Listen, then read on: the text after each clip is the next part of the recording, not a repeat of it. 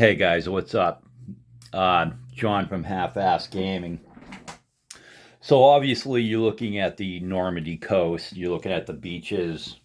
Um, Omaha, Utah's kind of off the picture to the left. Omaha Beach, and then the Commonwealth beaches. Gold, Juno, Sword, with Con off to the right, right hand side. So you're looking at, it's Normandy 44. Everybody knows it. You know it. You love it. Um, 7-inch game. And so I've got this set up. I've got this set up with your basic N44 invasion scenario sequence ready to go.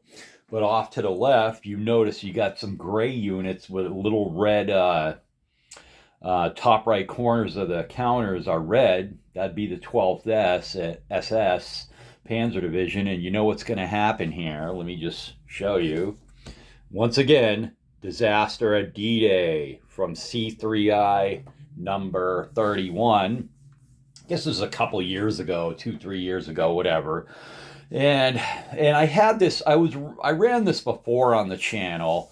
Did about 15 videos, and I'm running it again. I deleted the old mess. I got rid of it, and I decided to run it again and do the 7-turn scenario. Obviously not the campaign. That would be just crazy. But the 7-turn scenario, when I did Normandy 44, the disaster D-Day, the counterfactual, some of it was filmed in 480, and it just, I didn't have the ability to do video editing at the time, so I thought I'd give it another go and do the 7-turn scenario. And for those of you not familiar with the disaster at D-Day's counterfactual scenario, it postulates this. It's basically there's the big thing is that 12th SS was available 3 days prior to the invasion, behind the beaches, just off the beaches in Omaha Beach, right? So as you can see some of the units off to your left there. They're pretty powerful formations, and their availability on June 6th is going to be crucial. In fact, it's a high probability that the Americans are going to have to abandon the beachhead and leave Omaha Beach and come in somewhere else, and that is going to be problematic for the Allied High Command. So I'm going to go ahead and play this. By the way, when I did these videos before, I have this huge overhead light that I've opted not to use, and the lighting was really, really bright and just it was bright, and I didn't like I just didn't like the way it illuminated the map below. So we're going with this, which is basically just minimal light. I hold on, let me turn the light on.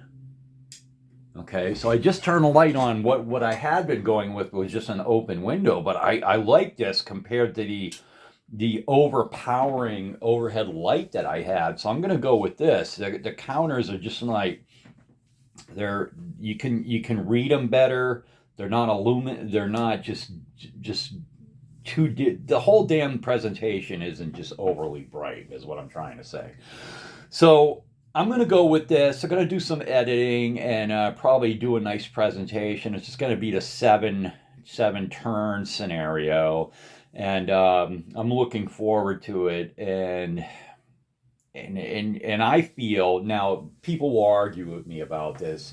Everyone loves N44, but the thing is, if the Germans don't get great weather rolls, the outcome's pretty much predetermined. Can they win? Can they win with the shorter scenario? Yeah, they can do it, but a lot of times the Germans just get steamrolled, absolutely steamrolled. with 12th SS behind the beaches in Omaha. And again, there's some other things. Some of the units come in faster, some of them come in slower.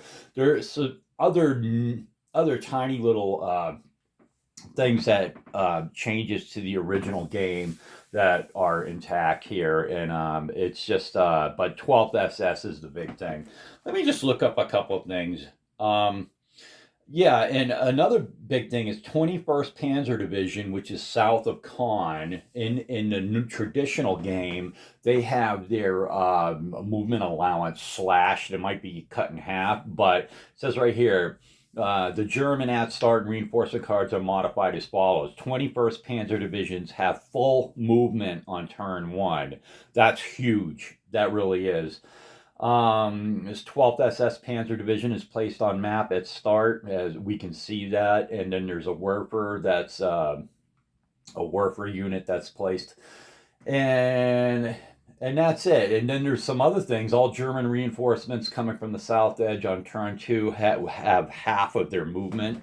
Not sure how that's going to affect things. And then there's other units that get introduced, like a Polish para unit for the Allies.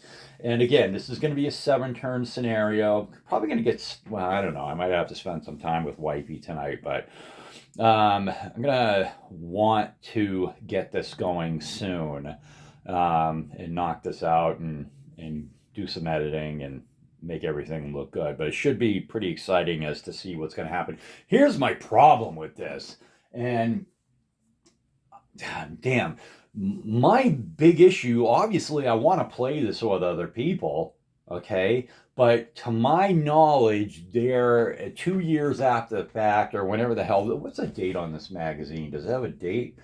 No, it says 2017, so is that really 7 years ago? 2017 C3I and 31. But to my knowledge, at this point, there is not a vassal module for this scenario. And I tried contacting people. I'm like, hey, does anybody know who maintains the Normandy 44 vassal mod?